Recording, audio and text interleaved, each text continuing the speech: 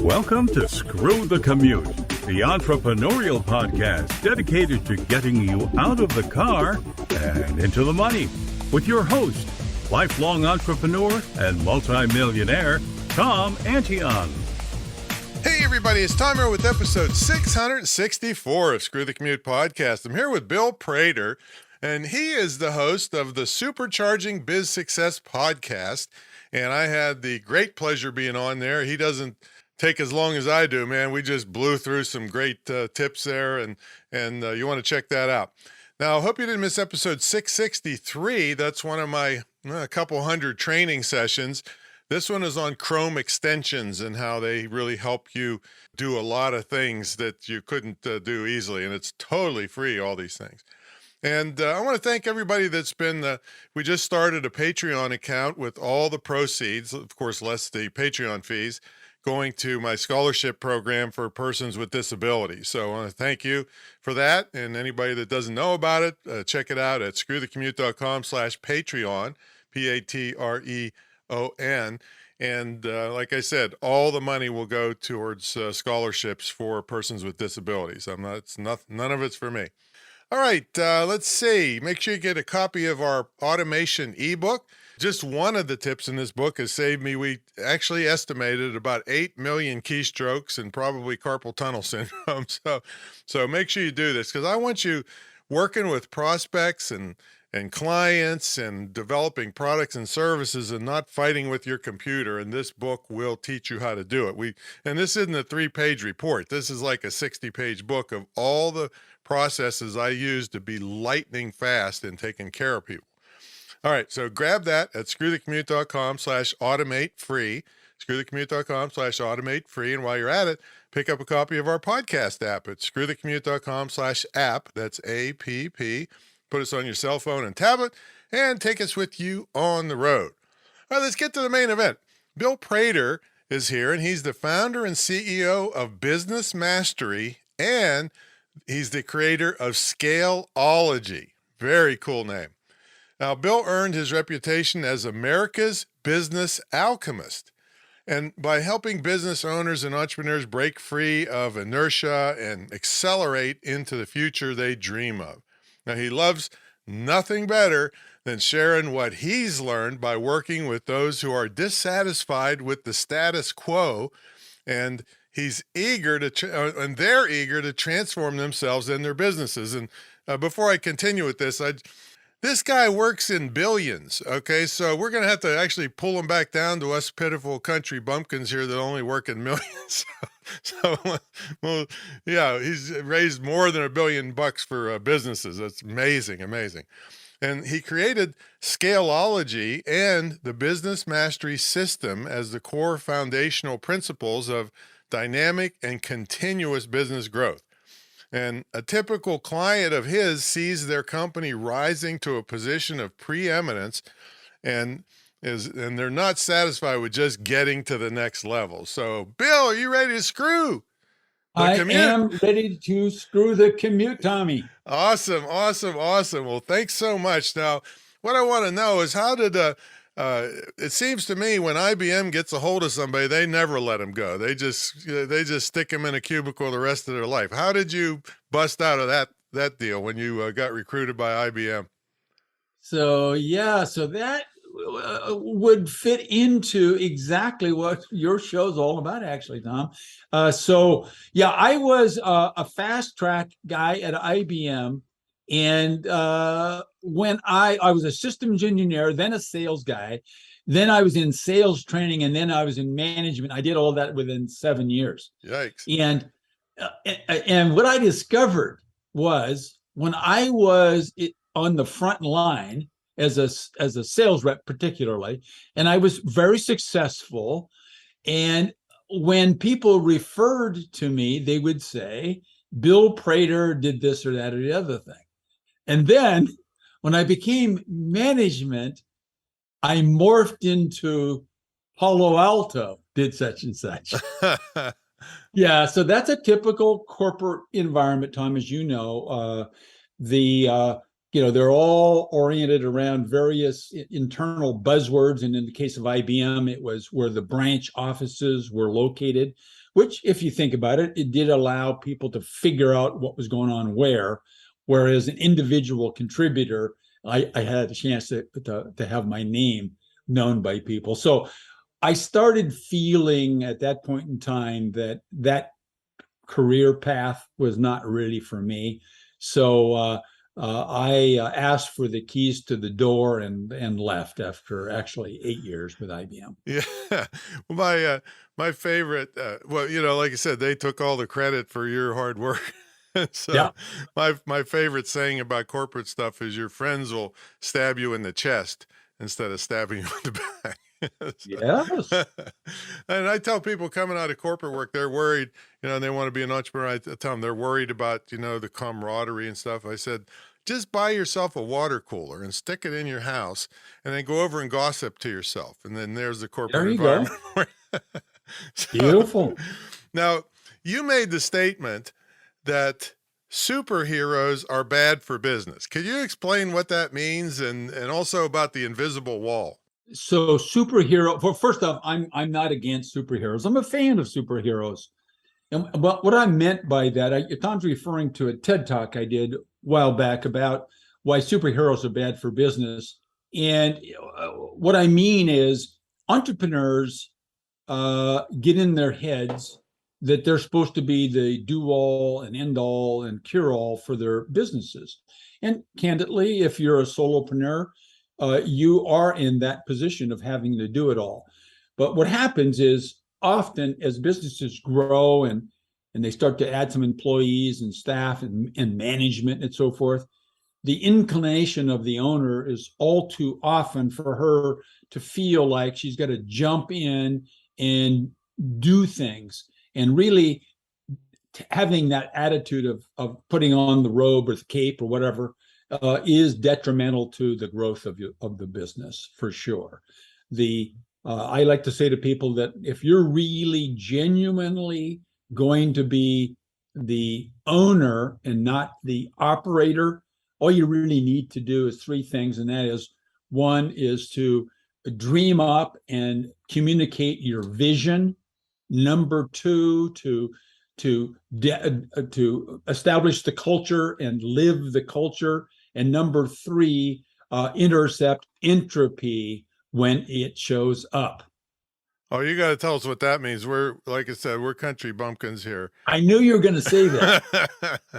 Intercept entropy. I knew you were going to say that. So entropy, which many people frankly don't know what it means. It's a term in physics, which basically means left alone, everything turns to crap. I get that. Yeah, and you can actually see that in real life. So just envision you'll see a shopping center or a big box store or something that's been closed down for whatever reason. And so people are not using the parking lot. And after a very short period of time, certainly within a year, you'll see weeds and cracks all over the parking lot. Mm-hmm. That's called entropy. Got it.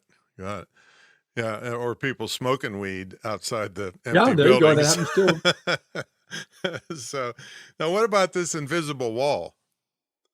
So that is that we all have a wall or a barrier or a limit or something physically there that is always holding us back. And I use the word invisible because it's very rare when somebody's aware that is in front of them. That is what's in fact holding them back, because it's normally an internal construct of some sort or another, a limiter. That's what I mean by an invisible wall. Got it. Yeah, it's not the glass ceiling, because everybody kind of knows that's there, but this is it sneaks up on you, because it's invisible. And then you just, because it's invisible. Yeah, you wallow and you don't get the growth that you help people do, because you're just putting out fires every day instead of doing the things it takes to grow. So how'd you come up with the name Scaleology? Cool name. Thank you. So, well, I think this actually speaks to the whole notion of developing authority on some topic And most of our listeners right now probably have a very high level, a very highly developed skill that other people want them around to be able to deliver. That includes people that are employees for somebody else. They're there because they can deliver results in some space. Solopreneurs have some sort of skill that they either are or hope to sell to people. And I had that too. And I felt, and have since proven, that I needed to have some construct to what I did. So I sat down and created I just kind of listed, what do I do when I actually engage with one of my clients? And I felt that it was all sort of instinctive, that I could see what was happening, and I would then be able to help them as a consultant break through their invisible wall and then start dynamically growing. But what I discovered, though, is what I needed to do, Tom, is I really needed to sit down and chart out or diagram the process that I went through. A friend of mine said to me, even though you don't know it, Bill, you do have a process. You have a pattern of some sort. So I developed that pattern. And after I got done with doing that, this same guy actually said, Bill, you need to have a name. You got to name this thing. And it's better to have a name instead of saying something like Bill's process. Right. Come up with something else. And his business happened to be called Leadsology. He helped people sales leads. I don't know if you know him, Tom Pullen. I've heard of him, but I don't know him. Yeah. So Tom Pullen. So Tom said to me, hey, come up with a name sort of like mine. And so I got on Google and started thinking about various names, and knew that what I helped people do is double, triple, 10x their business, i.e. scale it. So Scaleology came out of that. Then I had a client of mine, actually, who had trademarked the word Y, registered trademark. He's got Y circle R, if you will, registered trademark. And so I figured, if he can register the word Y, I should be able to register the word Scaleology. So he introduced me to the woman that helped him get that registered trademark. And so I got that done too. So step one, figure out the process. Step two, come up with a certain number of steps. In my case, it was three steps or stages. And then third, come up with a name. And then fourth, optionally, trademark it or get a registered trademark for it. So that's where that name came from. And it represents the model that I use, which the three components of which are one, I think envision pillars to your business, 3 pillars. One is having a growth strategy, or simply a strategy. And number 2 is to have a system or a method of management. And number 3 is to leverage high performance teams. Now, when I talk about teams, sometimes people get hung up because they think, well, I'm a sole business owner. I don't have a team. Well, actually, you do. You have many people that are willing to be on your team and form alliances with you and so forth. You can have a virtual assistant, for example. You can get vendors and suppliers to partner with you. All of those people I call teams. So a strategy, a system, and a team. All right. So yeah. My next question was going to be about kind of a combo of hitting that invisible wall and trying to be a superhero. I wanted to get your opinion on outsourcing to help with this growth. And you just named a virtual assistant. That's technically an outsource. Exactly. So, and that's another philosophical things that I help people with. A lot of people, Tom, are what I'll call resource constrained.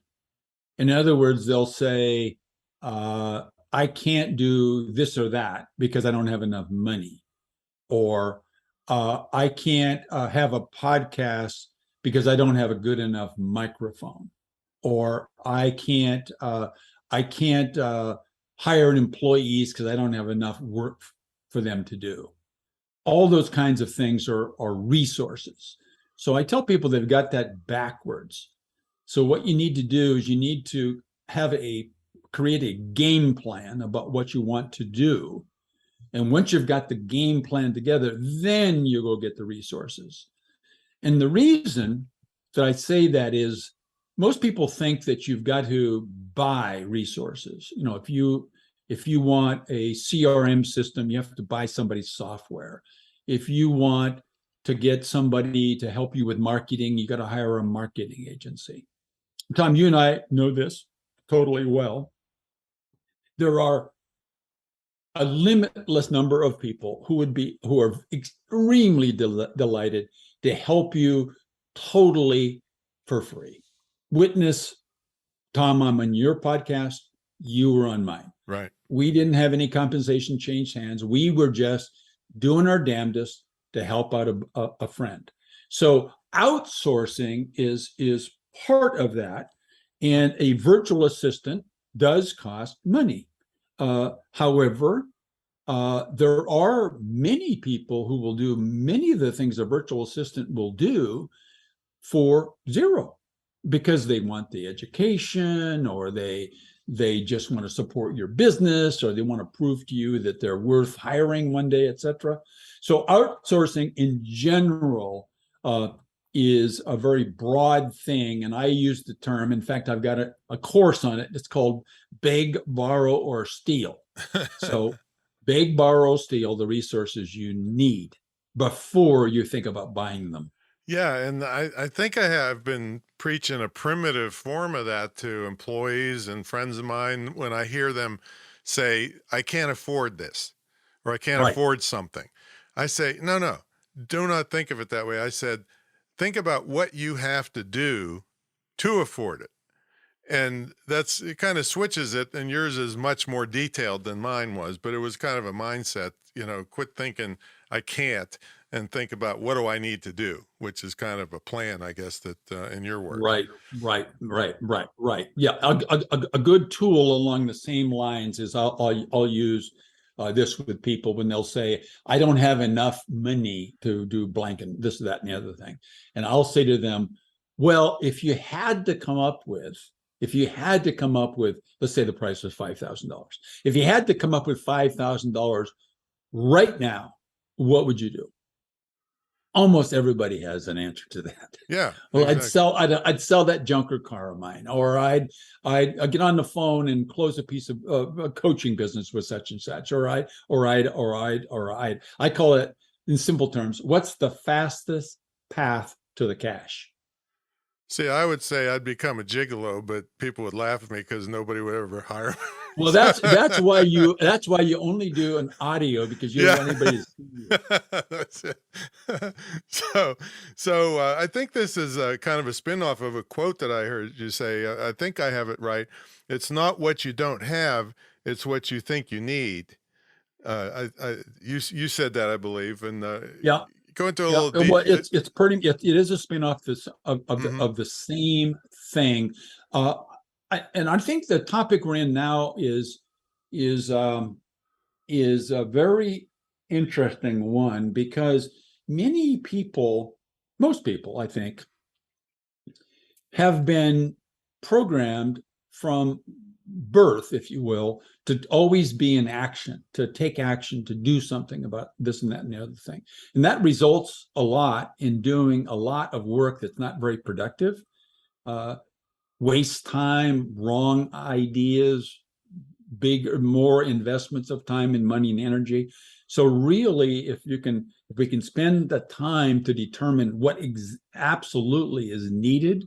In fact, I use the term vital. What's vital for your success in this matter? Vital, to me, would be a heart or a brain, whereas not vital, nice to have, not vital, would be, for example, your left leg. Now, most people would prefer to have a left leg, right, but it isn't vital. Tom, you and I know many people who have serious injuries and perform at extremely high levels. Yeah, that's for sure. So we got to take a brief sponsor break. When we come back, we're going to ask how a typical day looks like for you. And we'd like to know a little bit about Bill's gifts. He has gifts Okay. to proffer for. So we'll come back here and ask Bill what his days looks like as a super entrepreneur, and he's got a big gift for you. So, folks, about 25 years ago, I kind of turned the internet marketing guru world on its head, and the people at my level were charging 50 or 100 grand up front to teach what they knew. And I knew a lot of these people. You give them 50 grand up front, you'd never see them again. So I said, that's too risky. I'm going to turn this on its head and charge an entry fee, but I'm going to tie my success to your success. So for me to get my 50 grand, you had to net 200 grand. Well, people kind of like this, and all these years later and 1,700 plus students later, it's still going strong. It's the longest running, most unique, most successful internet and digital marketing program ever. And I triple dog dare people to put their program up against mine, and nobody will do it because they're embarrassed about it, because I'm a crazy fanatic. I built this massive retreat center in Virginia Beach where you spend an immersion weekend here with me. We have our own TV studio where we shoot your marketing videos. Everything is one-on-one, so you're not lumped in with people more experienced or less experienced, and so we can really dig in and get you some great progress. And you get a scholarship to my school. It's the only licensed dedicated digital marketing school in the country, probably the world. And you can even gift that to somebody if you want to save them from wasting their money at the crazy indoctrination four-year colleges nowadays. So and they'll actually have a skill and not get an MBA and be working at Starbucks. Just a crazy powerful program. No pressure if you want to talk about it and see what the details are, but check out greatinternetmarketingtraining.com. And I'm very accessible because I use all those automation techniques. I have time to talk to you. How about that? So check it out. All right, let's get back to the main event. We've got Bill Prater here. He is just a prolific guy, creator of Scaleology and the business mastery system of his. So, Bill, what's a typical day look like for you? Do you get up early? Do you meditate? Do you have a morning routine? What do you eat? What's the deal? Yes to all of that. Oh. So I'm in Arizona. We don't have daylight savings time, so right now I'm on Pacific time, but typically I'm in Mountain time zone. But I usually wake up at 4:45. I don't use an alarm. I just wake up at 4:45, get up, spend a half an hour of exercising, stretching primarily, go off and play a game with some buddies at 6 a.m. The game's called pickleball. Oh, yeah. It's going crazy. Play pickleball. Yeah, no, it's a very, guy, very popular game. Yeah.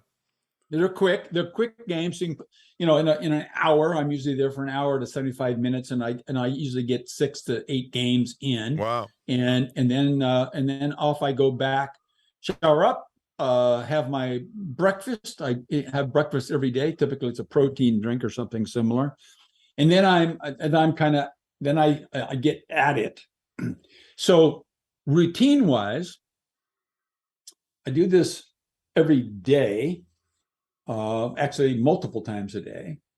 And that is that I'm always oriented towards one of my philosophies, which I call focus on the vital few and ignore the trivial many. Focus on the vital few and ignore the trivial many. Mm. And so I go through a routine to determine what my vital few are for the next day.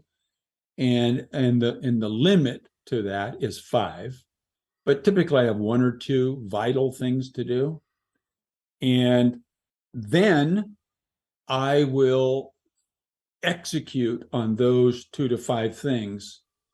And what the result of that is I get 3 to 5, maybe 10 times more done in a day than a typical person does. Yeah. Using that routine, Tom. Now, what by things done, I don't mean number of things done. Tom, you and I are business guys, so I measure results in revenue and profit. So I focus on 3 to 5 things that produce the most revenue and or profit for me and for my clients on a daily basis. That's my day. So All right, my day hold on a second. ends, Hold on a yep, second. I just want to see if something major comes up that disrupts that. How do you adjust? it always does. Yeah.